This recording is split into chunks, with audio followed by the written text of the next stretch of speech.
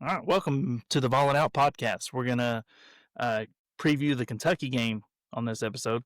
We actually just ran over on our Bama review and had to start over and give y'all a new episode. Swanee Knoxville here with Jordan and Billy by God Ratliff. Billy, you went down to the Alabama game. Tell me a little bit about how much fun you had though. Had too much fun, man. I'm like I said, I'm still paying for it right now, man.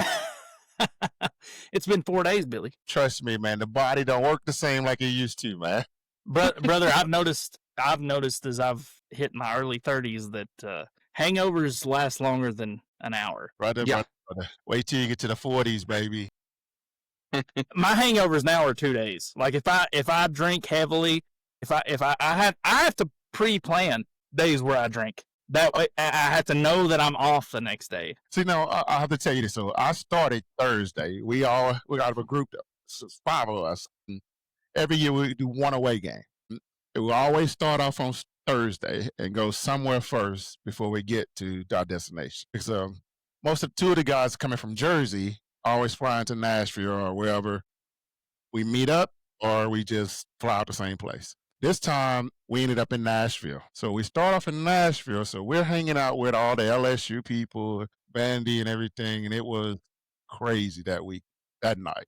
I don't think I got in until like 2:30, 3 o'clock in the morning, and party still started when we got back to the hotel.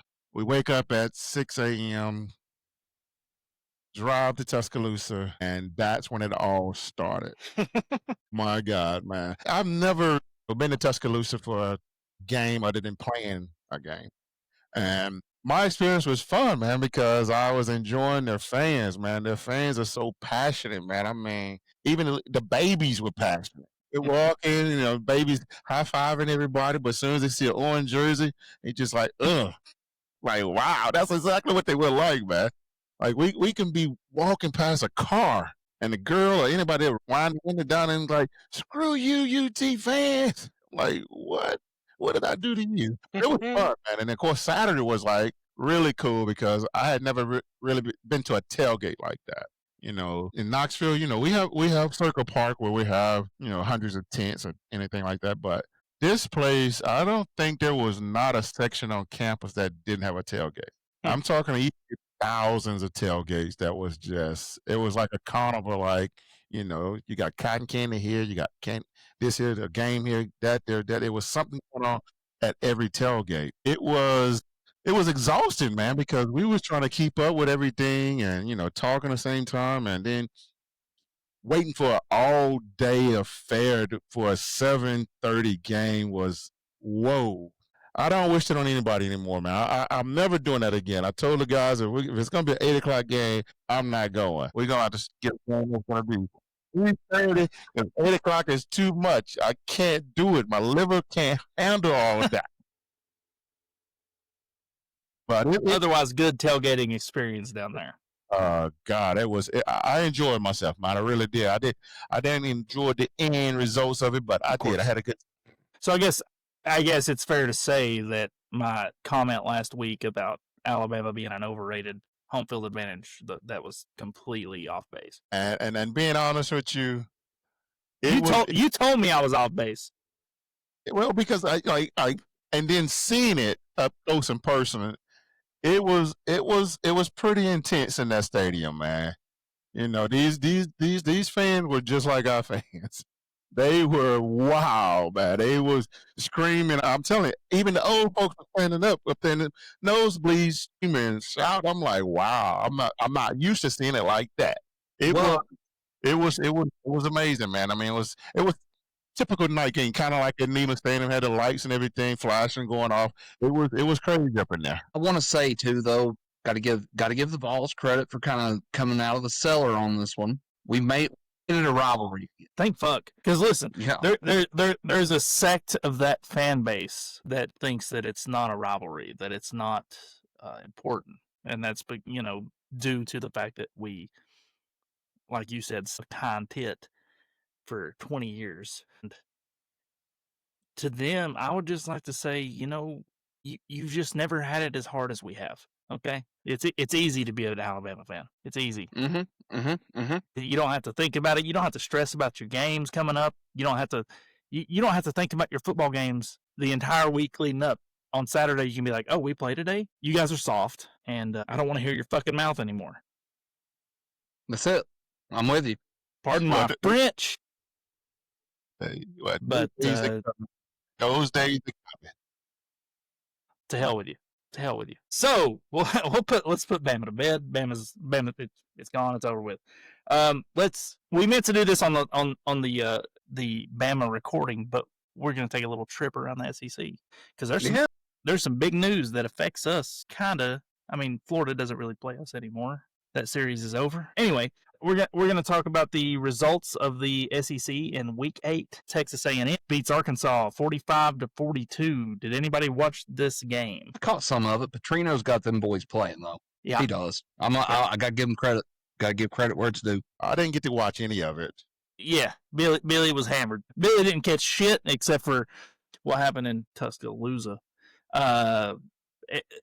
It made Arkansas playing them that close made me feel a little better about how we played Arkansas because, I told you guys last week, I think Texas A&M is the best team in the SEC, and I still stand by that. I think Alabama's number 2, but we'll find out soon. I'm still A&M. Okay. Ole Miss played at Georgia. Ole Miss had them on the ropes for a long time in that game. Like I really thought, Ole Miss was coming out of there with a win. Kiffin done for the majority of that game, and then somehow at the end, Georgia just made that look as if it was never a possibility. Kiffin done what Kiffin does, and that's shit the bed late in the game. Did you see him doing? I did see. I'm just clapping, guys. I'm not calling a timeout. I'm just clapping. You guys don't have to stop talking. I'm just clapping. I did see That's a good take. I'm clapping for your take. Savage. I felt bad for the ref, man. He was laughing so hard. It was funny. It was very funny. God, I wish that guy was still our coach. I wish he had never left for USC. I wish this was year 15 of Lane Kiffin at Tennessee. I really do. Totally different situation right now. Yeah, totally. He would have got fired before now, somehow. No questions asked. All right, so Vanderbilt hosted LSU. Sorry, Jordan, what'd you say? Something about a sorority. Having a baby with a sorority girl. Oh, yeah. It'd have been crazy. And Alexis. We would have used that against him if he had won 8 games at one time. And it's it. So it's like Auburn using that fake affair that, what was his name? Brian Harsin. Yeah. Never had an affair, but they started a rumor that he had an affair and used that to fire him to hire Hugh Freeze. That's tough, man. Is that not the most asinine, just ironic thing? Anyway. Vanderbilt hosted LSU this week and pretty much put it on them, which, we talked last week. We all think LSU's highly overrated. Yes? Yeah, they were in my my fraud category last week. I think this kind of proves it. Just saying. I think LSU might be a job that might be open. That could be possible. I mean, lose one more, I think so. And it's probably likely he loses at least one more. Nothing else to say on this game except for Vanderbilt worries me. Oklahoma beat South Carolina 27. That was not a whole lot to talk about. In Columbia, no, but they dominated that game. I'm pretty sure it was 26-0. It was. And then South Carolina's fell off. I mean, a lot. Crazy, right? They going from a potential playoff team to they're getting whipped every week almost. It seems like again. Yep. Shane Beamer's a dick. I still am in disbelief that we lost that game back in 2022 to that. That's the only reason that man still got a job. I'm sorry, I'm dropping a lot of F-bombs tonight, but we're not making any money off of this, so we're just here for the fun of it anyway. That's my favorite F word, fun. Fun. Yeah. I can't believe we lost to that dickhead. There's talk about Virginia Tech job being open and Shane Beamer filling his father's seat, but I think Virginia Tech would be crazy to do. He's, like you said, Jordan, the fall off from potential playoffs to who's looking at South Carolina on their schedule as a loss. Billy says Alabama. It could be. That could be the job that could be the game that saves his job this year. Could be. Guys, it's happening. What? Okay, I'm shit. I'm here I'll for love it. I'm here for Anytime it. Alabama loses, I'm in, baby. And that's why I like it. And my second favorite team is whoever plays Bama. I'm here for it. Missouri beat Auburn at Auburn in 2 overtimes, 23-17. I did not catch this game. I think this was on at the same time we played, so I didn't. Yeah, I didn't see it. I think it overtime, didn't I? I think like 2 overtimes. 2 overtimes, 23-17. Missouri won at Auburn. Missouri has rebounded from last year because you remember 2 years ago when we went there, Missouri was guns ablaze. Like that was a good Missouri. That was the best Missouri team that they've had since they moved to the SEC 2 years ago when we went there and got smoked by them. And then last year they were kind of a letdown. So they've rebounded well this year. We can talk a little bit later about Eli Drinkwitz as a candidate for other jobs because I don't think as in Missouri is a place to. But I think he leaving too. Well, think he had connections. Go through everything. Yeah, and then Florida hosted Mississippi State this week and won. When's the last time you guys saw a coach get fired after a win? It's been a minute, man. That's like the movie Friday. Great reference. Okay, so funny thing, I seen a list of potential landing spots for Billy Napier. Top 5 potential spots, boys. I know. North Carolina, Nebraska, UCLA, UAB. Number 5. This is the shocker. Publix as a bag boy. He'll double bag the shit out of your meal. What about Billy Napier at Chick-fil-A? My pleasure. Be blessed. My pleasure.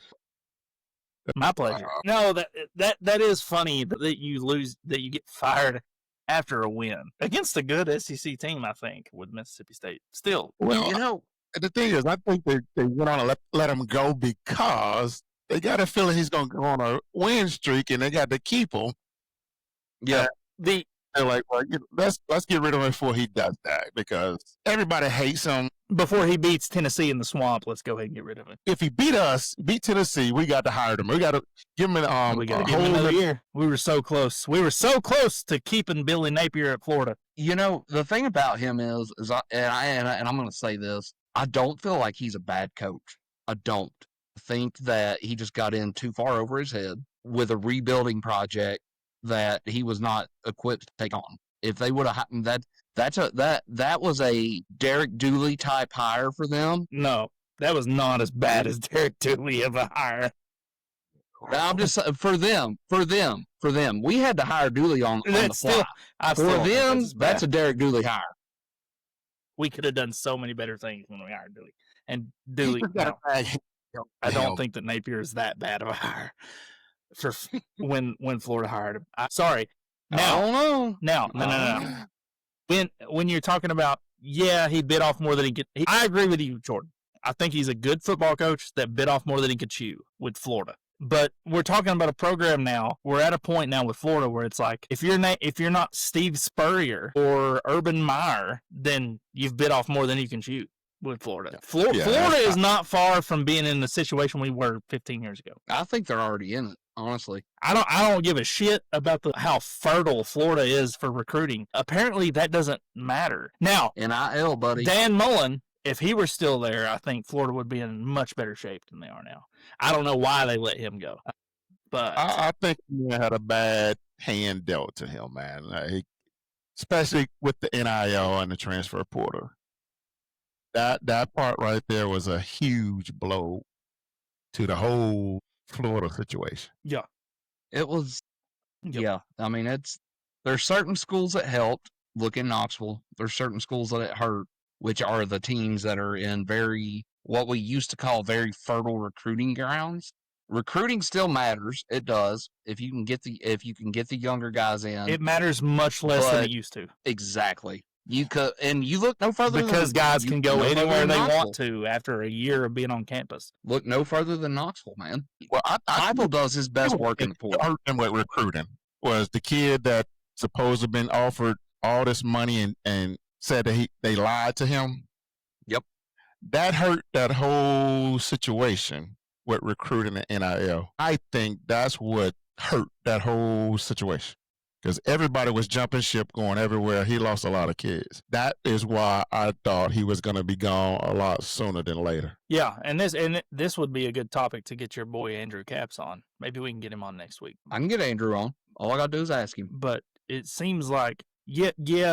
So the way everything works now, Florida's not as good of a job as it used to be. And all that to say, it's still a high profile job that's gonna call for some names that I'm gonna list off for you here. A couple of them are just absolutely gut wrenching. There's 3 names I'm gonna say that as a Tennessee fan it would just break my fucking heart. Number 1 on that list, Lane Kiffin. That's the one I don't want to see down there. Oh, not nothing to do with us. Just Lane would slay it in more ways than one down there. Oh yeah. That's top tier sorority snatch down there. But he's stupid for leaving Ole Miss if he does, because everything he does right now at Ole Miss, it flies. 9-3. If you can get them in the playoffs at 10-2, you're God down there. The expectations are not high there. Okay, they're not as high at Ole Miss as they are at Florida. I agree. Yes, but you don't think he could do the same thing at Florida? Yes, but I mean, if Kiffin gets at Florida, that would be mind-boggling. That would be crazy, because he could do it at Florida. I mean, there's no questions asked. I mean, he could do much better at Florida. That's why I don't want him to take that job. Especially with the recruiting, that would be huge for him to fly somebody to Miami and party, baby. That'd be easy to go to Florida there. It would be easy. He was at South Florida. Look what he did there. Mm-hmm. And so Florida is still a sexy job, man. It's just they gotta hire a home run this time. There is no messing up this hire for Florida. This has got to be. They need to start doing the whole what's the coach always saying that what's his name? John Gruden. They're going to start that up and start saying he's coming. He's on the list. That was the second name I wanted to mention was John Gruden. Really? I don't think that's happening. It's a pipe dream, but would it not just be a kick in the nuts if John Gruden took the Florida job? If he takes that job, I'll kiss both your bare asses on air. I don't. It's probably not happening, but can you guys just close your eyes and envision that happening? No, I can't. No. Billy That's one, honestly, I almost want to take that job because I don't think he'll do it. I don't think he will do well in college. He's having too much fun right now. I don't think he'll do well in college. That's the thing. And we said that back when groomers were a thing here in Knoxville. Why would he take a college football coaching job when he's doing Monday Night Football? It doesn't make sense. At the time, then all of a sudden, 5 years later, he took the Raiders job. Or they can do what our fans always say, hire Peyton Manning, but they can hire Danny Werfel. Tim Tebow. Go ahead and do that too. That'd be fine. I'd be okay with either one of those. I think that position will be filled next week. They already know who they got in hand. I think that's why they got rid of him. Who do you think? Yes, they know exactly who. James Franklin. Interesting. Oh God. Interesting. The third name I think that would be a kick in the nuts to Vols fans to take the Florida job. Alex Golish, former offensive coordinator. Yeah, he was our offensive coordinator in 21 and 22. He's been at South Florida since then. He's got South Florida looking good. He's got them looking good. I honestly think that is the most likely and the best hire, maybe, for Florida. I actually like that. That'd be that actually be that would I think that would hurt us. That fits the Steve Spurrier mold right there, I think. And I know that one out of the three is the worst one, I think. I think any Vol fan that has any common sense knows Gruden was never coming here. I think any Vol fan that I'm one of them. I love Lane. I wanted Lane to stay here for a long time. I liked everything he was doing. I liked him as I won't say I liked him as a person, but I like him as a person. Anytime I ever had any kind of interaction with Lane, which was 2 times, he was super cool, like willing to interact with the fans, everything. I can deal with that. But he was here a year. It is what it is. Everybody's pissed off about how he left. We know why he left. We understand why he left now. He's not done a damn thing since then. Period. He didn't do a damn thing here. He didn't do a damn thing anywhere else. I can deal with that. Golish fits the mold to what Florida football used to be and wants to still be. That's the one that would hurt the most, I think. I agree. I don't think that's the one that would hurt the most. Lane Kiffin at Florida would hurt the most. John Gruden at Florida, which is not, obviously, that's the most outlandish one that I threw out there. That one would hurt a lot too. Because even despite, we've all agreed that John Gruden never wanted to coach college football. If he took that job, it would be like, you just didn't want to coach us. No, I get that. I get that too. Just him accepting the job would hurt. Lane Kiffin being there, because you know that Lane Kiffin would win. Lane Kiffin would do what he's doing at Ole Miss at Florida. He would, and he would get them to where he'd be cocky and he'd talk shit. But realistically, Alex Golish is the most likely, and that one would also. I think that one hurts the most because we knew we had him and we didn't keep him. And we could, and it's not that we didn't keep him. It's he had done to what he should have done. He was the hottest. He was the hottest coordinator in college football. Look at our offense in 2022. Look at our offense since then. I would say if I had to lay money on it right now, out of those three that you named, I'd bet the farm on Golish. If I had out of just those three, out of likelihood, it's Golish, Kiffin, Gruden. But out of pain, it's Kiffin, Gruden, Golish. I would go 3-1-2 on that one. We should have done a start bench cut on this. We should have did a start bench cut. There's another one though that's been tossed out. There are going to be other candidates here, and I think you're going there, and you've mentioned one already. Franklin's one. I don't care. James Franklin can go wherever he wants to go. He sucks. Man, James Franklin. I'm taking that buyout. I'm not doing nothing until somebody called me with a $60 million profit, because $50 million to fire me. I mean, tell me what door I'm going out of. I'm hitting the road. You talking about smiling, walking out with the perfect Michael Jordan walk, chewing my gum. I'm like, I appreciate you guys. That is my sentiment exactly. I would bet the farm on James Franklin not coaching anywhere next year. If I was him, I wouldn't coach anywhere for the next 3 years. He's not coaching. He's going to be on Big Noon Kickoff. I would start a podcast. Yeah, dude. Right?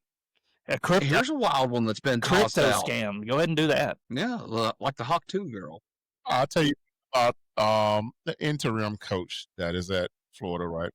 Mr. Gonzalez. I think Billy Gonzalez. Okay, yeah, good. Because I'm not familiar on this, and I'm sure there's a lot of people who don't know who is taking over for Napier. Tell us about. And that's tell you this. People don't understand these interim guys that come in, and they're not getting this job just to be getting it. Like, give you an example. What's going on at UCLA right now?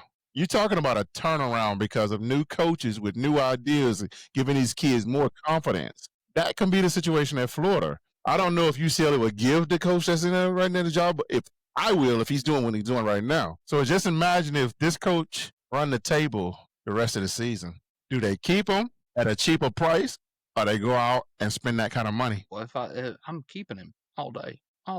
If I'm looking at it from an economic standpoint, I'm keeping him all day long. And I'm thinking Gonzalez was with Urban Myers at one point, I think. Let's look. I would have to do research on this fella, but there are only two reasons to fire a coach in mid-October, and it's A, to get a leg up on trying to find the new guy, trying to get ahead on James Franklin's, Kurt Signetti's, Nick Saban's, or you want to give this guy on your staff a chance to prove his worth before you start the actual coaching search. I don't know much about Billy Gonzalez. Yeah, I'm looking into him right now, sir. USA Today. We'll cite USA Today here.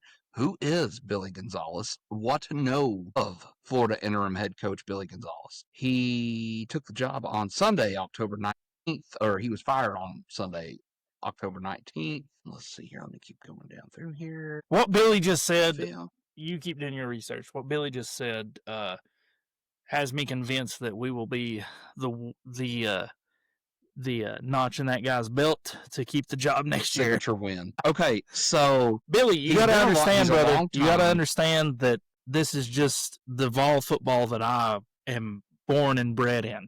I think a lot of. Have you ever seen The Dark Knight Rises? Oh God, it's a good movie, right? I was born in it. I was exactly.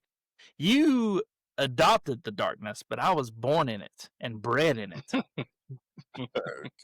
That's how I feel about Tennessee football. I think nothing can hurt me, really, because I expect the worst. I expect the worst possible outcome in every situation. Okay, so some Billy Gonzalez. Just to give you a little context on where I come from. I did not grow up watching your Vols.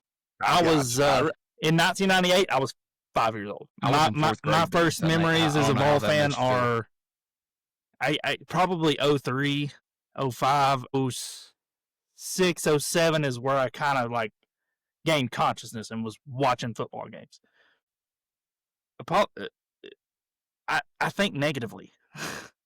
He thinks negatively. I think positively. About 4 years into my fandom, we fired Philip Fulmer. Okay, boys. Billy Gonzalez education right here. Longtime Florida offensive assistant. This is his third separate tenure at Florida. He served as the Gators wide receivers coach since 2023. He also coached at Florida from 2018 to 2021 as the co-offensive coordinator and receivers coach from 2018 and 2019 and passing game coordinator. Receivers coach from 2020 to 2021. Served one season as a receivers coach at FAU in 2022 after Dan Mullen was fired, before being brought back on staff by Napier in 2023. So they've had a reason for hiring him. Or naming him interim.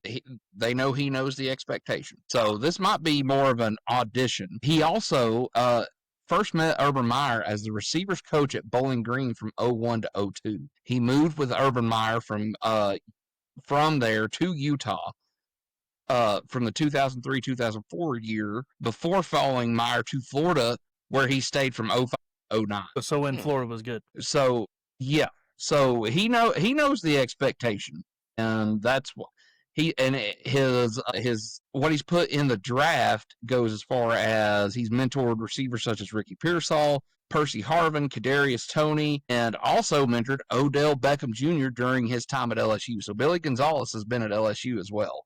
So he knows like that. They've had a reason for naming him their interim.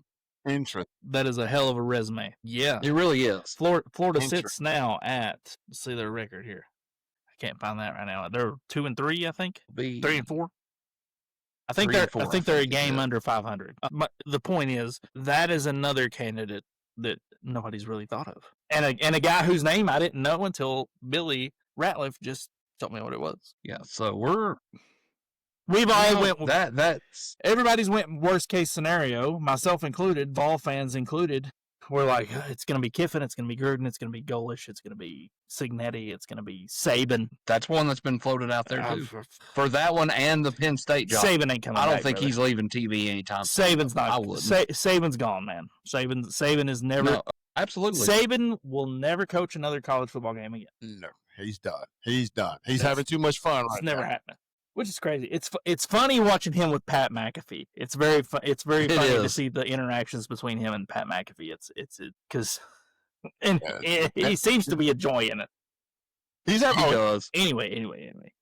So the Florida job's open. Who do we think is taking it? Who's going to be on the sidelines in Florida in 2026? Golish. That's a tough one, man. Now that you gave me that resume, that almost sounds too good to be true now. They can get him dirt cheap. The kids love him already. And if he can fire them up and win these next few games, the sky's the limit for him. So there's some.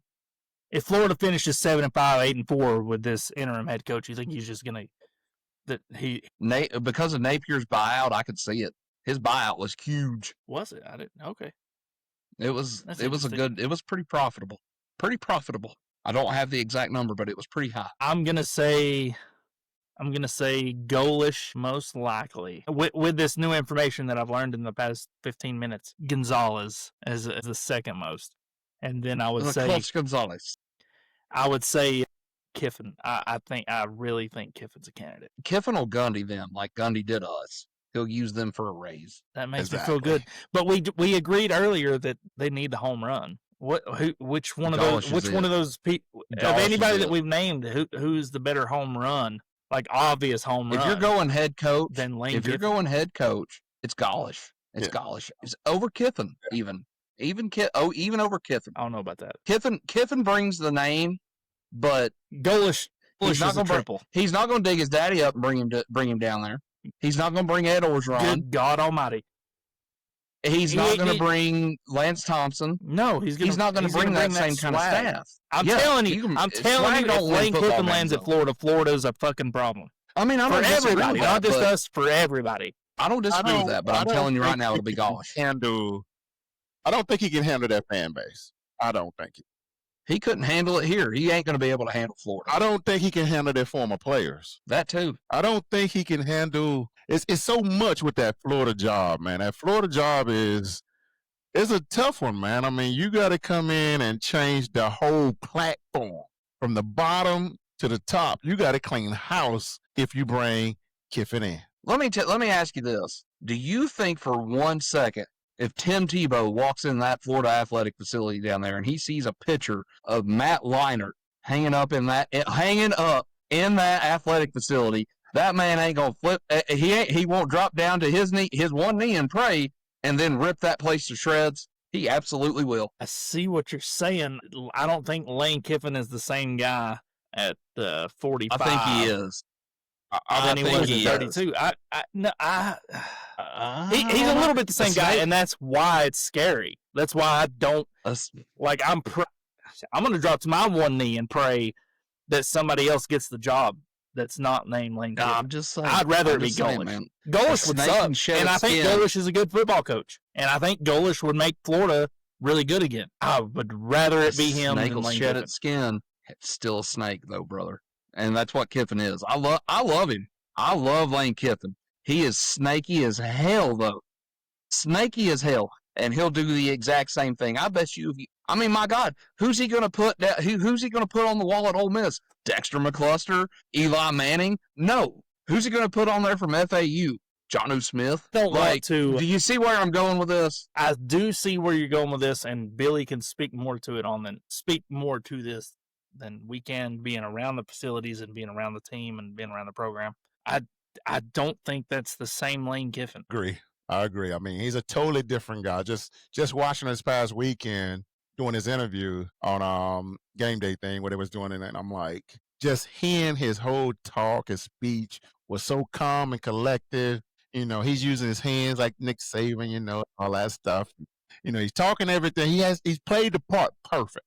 And I think now, since he's had these bigger jobs and he realized the opportunities now, I agree with you. I think he knows how to play the part. I don't care. This man has the best resume of any coach to ever coach. I'm sorry. If you knows how to get. If you look at it from a coaching standpoint, he's grown. He has grown in as many areas as he's not grown. You know what I'm saying? He's still the character that he was. He's still the pro wrestling.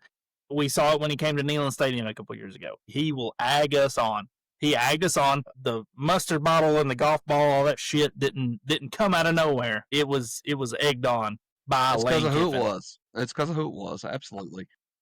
And I've said it before on here. I'll say it again. He's a lot of things, but a bad football coach is not one. Yeah. And you can only imagine last place I want to see that, man. I mean, to Billy's point, being under Kiffin for that time, being under Saban for that time is not. It's nothing to slouch at. I think it's not going to hurt you. Florida is. It's dangerous. Yes, absolutely. Yeah, and it hurtful. Absolutely is. He is the. I forget. I heard this on a. I've heard some college football analysts say this. He is the spiritual successor to Steve Spurrier. He is the modern day Steve Spurrier. Him at Florida, that is just that can't happen. We can't let that happen. Oh, well, there's a whole lot we could do about it if it did, other than beat him. And I don't know if we can do that. You want me to tell you what I would do? And I'd probably. You may not want to. With that being said, he's out. All right, let's get that out of the way. We got one more game from last week to get into, and it leads into our game. Texas went to Lexington and got out of there with an overtime win, 16-13. This is another game I really didn't pay close attention to. I paid attention to the score. Kept up with it. Arch sucks. I'll say it. I don't give a shit what his last name is. He sucks. He's not what he's built up to be. He makes fantastic plays. Granted, it's his first year as a starter, but he's not what he was built up to be. Nico was better. I'll say it. Nico was better. Okay. All right. I can't. I have nothing to refute that right now. I have nothing. I mean, there's nothing to. They finally gave Arch the. Now, here's something for you, though. If you want to get into specifics here about how bad Kentucky football is this year, weirdly enough, they beat Texas in almost every single statistical category in that ball game and still found a way to lose. Tell me what is the most Kentucky football thing you've ever heard, and if you don't say something like that, you're a liar. Kentucky, they go. Wow. Billy, did you ever lose to Kentucky? Heck no. I'm kidding. That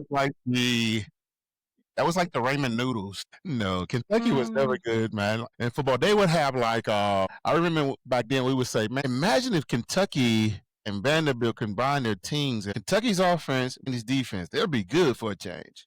Because back then, Vandy always had a heck of a defense. And Kentucky always had a heck of an offense because they always had, one of the top 3 quarterbacks in the country that goes to Kentucky. I never understood why, but they always Hal Mummy is why. Back in the day, that mummy ball, baby. Mummy ball. I understood him like, Kentucky for a quarterback? Like, okay, so listen to this. One team had 26 first downs. The other had 8. Kentucky had 26 first downs. Oh, wow. To Texas's 8. They outgained Texas 395 to 179. Kentucky went 31 for 40 throwing the ball. Texas went 12 of 27. Kentucky ran for 137. Texas ran for 47. And Kentucky only had 1 turnover all game. Wow. Controlled the ball 39 minutes and 23 seconds to 20 minutes and 37 seconds to Texas. In what world do you not win that football game in? I'll tell you what world. I wouldn't say white one. I wouldn't say what world would you lose that football game in. I would say what state do you lose that football game? No, there you go. There's only one. There's only one that comes to question. mind. It's the Bluegrass State. The Bluegrass State. Before we get further into this, I just want to point out Texas sucks. They both suck. Texas is bad. They've got all the talent in the world. They got all the talent in the world. Back to your question on the last episode, I don't think Texas is a team we would have to worry about as far as our playoff bid. I don't think Texas is. We can finish 10-2. Texas cannot finish in a playoff spot, in playoff contention. They just can't. I agree with you. Because you look at their schedule. Oh my goodness! The only one I know for sure is they have Texas A&M on the schedule, and they're not going to beat them. And see, that's the thing. Yes, Texas has they have the perfect schedule to be a 2-loss playoff team. They're not going to do that. If you go to Lexington and put up that performance, you still won. You got the win. Sure. But it's still a bottom feeder in the SEC this year. I think Kentucky is dead last in the SEC right now. They're dead last. One of the bottom teams. No, they're dead last. They're not one of the. They are the bottom team. They are. Texas at home is not the same as that. Even Texas what? This will make you feel even worse about it. Does not bring fear. Texas sucks. I'll tell you. This will make you feel even worse about where Tennessee's at right now. Let's just hope Texas don't peak. Hope they don't figure it out because they have the talent. They've got the talent. They've got the coach, I think, still. That is on that team. If they figure it out, and like I said, if they figure out they end up with the 2 losses and they will make the playoffs before Tennessee make the playoffs. Then make it over us, yes.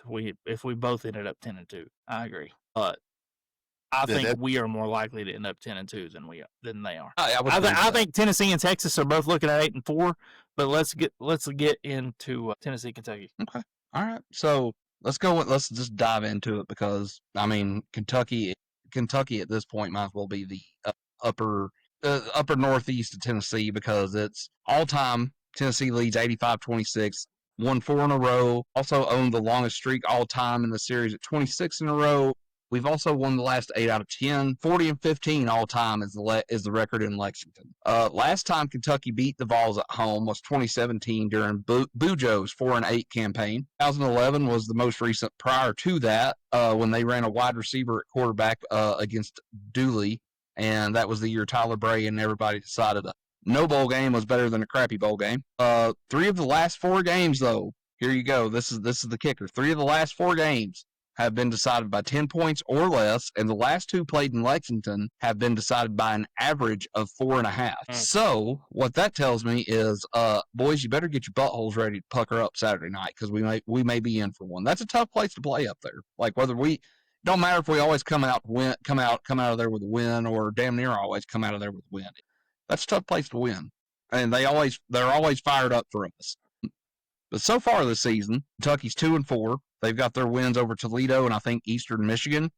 Losses to Ole Miss, South Carolina, Georgia, and Texas. We went over the Texas debacle for them. They should have beat Texas. We know that. Mark Stoops, is his seat warm at this point? Hell no. I don't know. I mean, it's Kentucky. Like, how do you fire your football coach? But Stoops has built a pretty solid program up there. He has. Do you want to hear something funny? Sure. Mark Stoops was hired the same year Butch Jones was hired at Tennessee. Well, and Mark that Stoops tells you is just stay there. No way they fired Mark Stoops. That tells you the difference in expectations and programs right there. It's the best that Kentucky football can do. The only thing that Mark Stoops was a candidate for the A&M job, because he's an A&M guy. But that is the only way you get rid of Mark Stoops with Kentucky, is if he wants to go somewhere else. Yeah, the Mark Stoops guy as a head coach kind of reminds me of the David Cutcliffe at Duke, where they're happy with 500, 6 wins is a Super Bowl. They go to a bowl game or whatever, they're happy for football. Anything better is great. Icing on the cake. I don't think he's on the hot seat yet. Well, if he is, I bet it cools off if they were to somehow pull one off this weekend, but I don't see it happening. Kentucky offense, here you go, almost anemic. Hell, our defense might be what the doctor ordered for them. They don't have a single wide receiver with over 200 yards on the season as a whole. Okay. Run game's decent. They get 155 per game, 4 yards a carry, 11 touchdowns. Passing game, 185 per game, 4 touchdowns, 5 picks per game. They average 342 yards per. The Kentucky defense, not that great. 10 sacks on the year, 84 tackles for a loss, 6 picks on the year. I think the way we throw the ball, they'll have plenty of opportunities, but they don't really turn you over. They've had only 2 forced fumbles on the year and 0 recoveries. They're -3 on the turnover margin this year. I listen to those stats. This is the perfect weekend to pad your stats as a Tennessee team. Get in there, get it over with the first half, get third string and walk-ons in the game, and get ready for the following week. Here's a little bit more. I think this would be an easy 14 to 17 point win. Here's a little bit more for you. They give up 23.5 points a game. That's ranked 42nd in the country, 353 per. That's ranked 41st. Also, they allow opponents to convert 43% on third down, ranked 95th in the country, and 62.5% on fourth downs, ranked 107, while opponents score on 71.1% of red zone attempts. That's ranked 6th. Points per game, 23.5. Points per play, 0.379. Yards per game, 354. We'll call it 354. They allow 5.7 per play. Ranked 95th in the country on third down conversion rate, 107th in the country on fourth down. So, boys, I mean, if we don't go up there and whoop their ass, there's something wrong. I would agree. I've seen that. I've seen so many games with Tennessee versus Kentucky that are closer than they should be. We end up coming out with a win, but they're closer than they should be, including now, 2021. Yeah, we should. Yeah, we come out and should have just 45-42. What was it you said a second ago, that they had a pretty even record against us? Well, no, I'm thinking of that team out west. Yeah, no. Kentucky has only beaten us 4 times. Yeah. I know of at least 2. I think it's only 12. Well, that might be 3. It's 3. It's 3. 2011, Matt Rourke, where they had the wide receiver at quarterback. That was Dooley. They whooped our ass up here one year under Pruitt. and then they got us back to back. Garantano threw 2 pick sixes. They beat the hell out of us. Yeah. In 2020, they beat us at one point with Butch. Am I wrong? No, 2017. That was Butch. That was the game that got Butch fired. It was. No, so I think they've only got 3 wins against us. Yeah, and and that's just since they broke. Yeah. As far as Tennessee goes, though, boys, we can't. Don't let Bama beat you twice. Don't get caught with your pants down in Lexington this year. Don't. Agreed. Yeah. Vols offense, though, let's talk a little bit about that. We got we averaged 511 yards per game, 310 passing, 200 rushing. We score 44 a game. You score 44 a game, you're gonna win more than you lose. We give up though. Here's where it gets kind of crazy. 391 a game on defense, 258 passing, 133 rushing, 30.5 points per game. That hurts because literally, and this is going to sound stupid, but literally you have to outscore everybody you line up against. Have to. So yeah, let me give you stats of dominant defenses that our coaches used to tell us we had to make it happen. 299 was the number. If your opponent has 299 yards or less, we've done our job. Anything over that, Monday's going to be tough, unpracticed. Right. So if you could get a team under that, it's 200 passing. We was trying to eliminate a 100-yard rusher. That's automatic right there. Stop the run first. In today's time, the way it works, I think it's going to probably raise that to 350 in a sense, maybe, because of how they do offenses now. How fast the game's played. Yeah, but that is a crazy. That's high numbers for a defense to be giving up. Well, man, it's crazy that. Okay, so back in your day, we want to take away one element offense. That way, we really only have to defend one. Now, the idea is still the same, but these offenses are so good and so fast paced. Look at us. It's hard to defend and take away one, but when you do, it damn near cripples an offense. That's why Tennessee's been so good on defense the last 2 years, because we've been good against the run. This year, we're not. We're awful against the run. And that's why we're so bad on third down, even whenever the penalties are there to help us on third down. Look at the Bama game. 3rd and 19, first drive of the game. We have to start getting off the field on third down. It don't matter how we do it. Get off the field on third down. Get off the field on fourth down, because I'm telling you right now, the rest of the year, some of these teams we play, if I'm any of the ones left on the schedule, if it's anything less than fourth and half the field, I'm going for it, because chances are I've got a pretty manageable third down, unless I'm inside my own 5-yard line. It's crazy at this point how bad the defense is, and I hate to say that. I don't want to put those kids on the spot, but at the end of the day, you got to be better. They're making money. You got to be better. You know what I mean? And it starts with the coaching staff. You've got to make some adjustments, keep it simple, stupid if you have to. The blitz, call simple blitzes, call simple coverages, stuff that these kids that don't play a lot, because I know we're short staffed in a lot of spots. Call stuff these kids are comfortable running. Do something. Keep the intensity up, because once the intensity falls off, at the start of the second quarter, usually it falls off a damn cliff. It's like a funeral home out there on defense.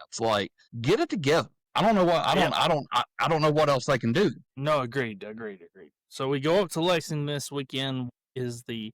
Are we in for another high blood pressure heart attack affair? Does Dolly Parton sleep on her back? So it's gonna be a close one. Yeah, it's gonna be a close one. The spread's 9.5. Over under's 53.5.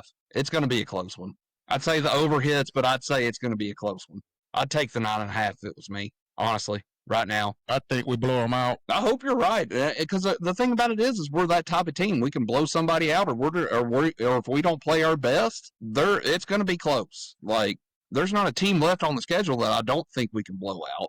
But there's also, outside of this game and New Mexico State, a game on the schedule that may not it's not going to surprise me either way. I'm not going to entertain the idea of losing this game. This is a can't lose, will not lose, absolutely cannot lose. I hope Billy's right. I hope we blow them out.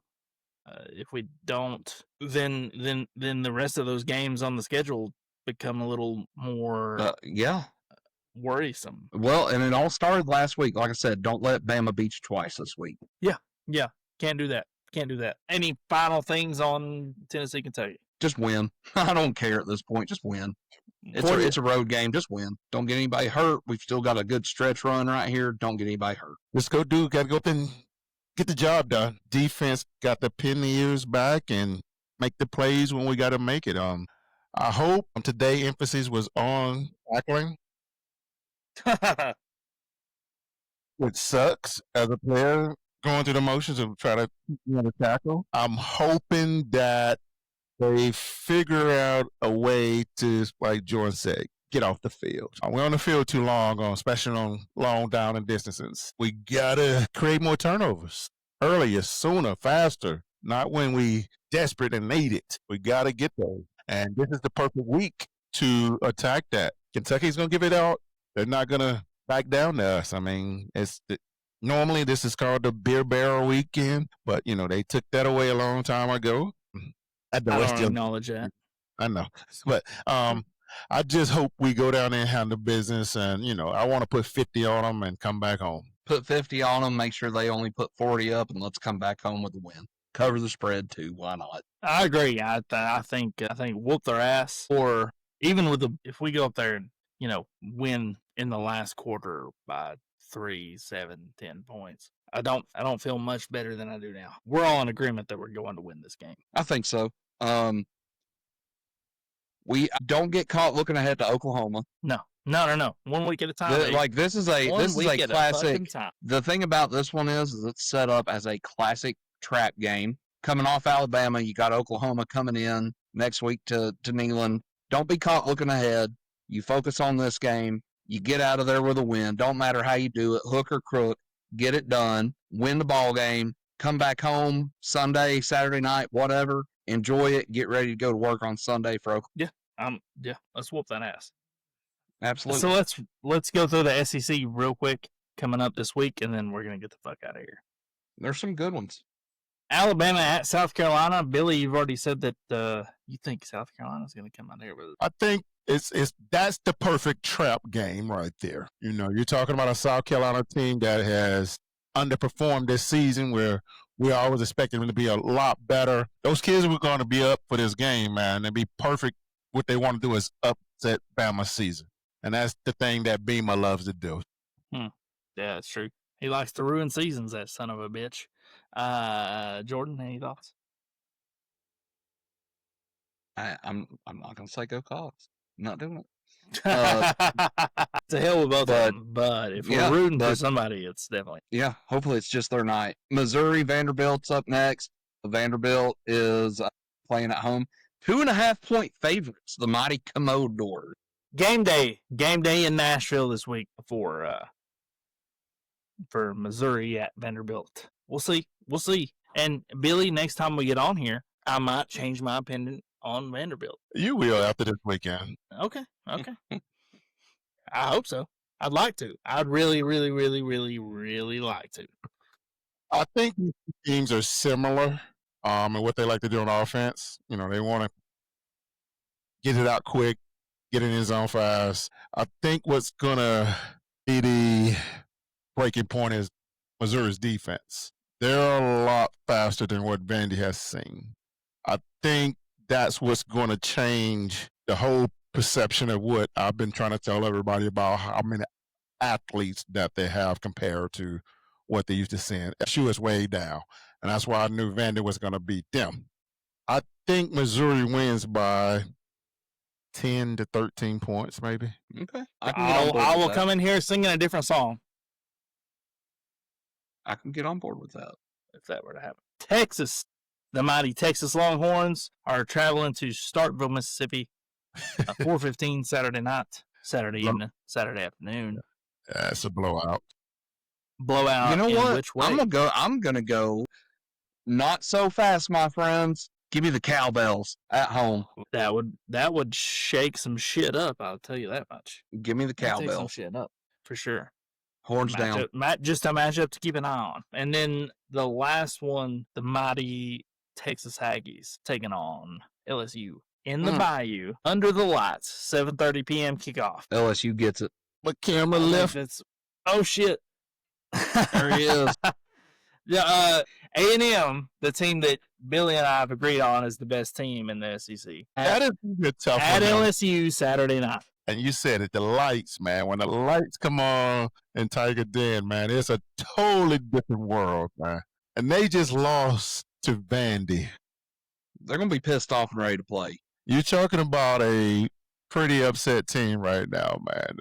That is going to be a dogfight. We do have two more after this, too, boys, that I missed earlier. What's the spread on that game? The spread on that game is Texas A&M by 2.5, over under 46. Really? LSU's going to win, guy. The other two games. So that's a game. That's a game where if A&M wins, it would solidify they're better than Bama. They're better than everybody in this conference. God, if A&M were to win, because looking at the spread, it's like a sucker bet, though, man. Only 2.5 points to LSU. I get it's played in LSU, but we're still talking about Texas A&M. You know, top 3 team, and only 2.5 points. I mean, I would have at least thought it was a touchdown. You know, and you got to think too. Vegas spots the home team 3 games. 3 points. I don't care what anybody says. It's home team gets 3 points. So yeah, you know, there are 2 other games on the slate here though. Okay, hit us. Auburn and Arkansas. Nobody cares. I don't think nobody cares. But other one though, I think we do care about this one is Ole Miss at Oklahoma, noon game on ABC. Oklahoma favored by 4.5. Give me Ole Miss. For sure. Lord. That one. We'll definitely be watching that one. Hopefully they can rebound off of that. But do you want to play Oklahoma off of a loss or off of a win? Their offense is not very good. I don't think it matters. I really don't. I don't.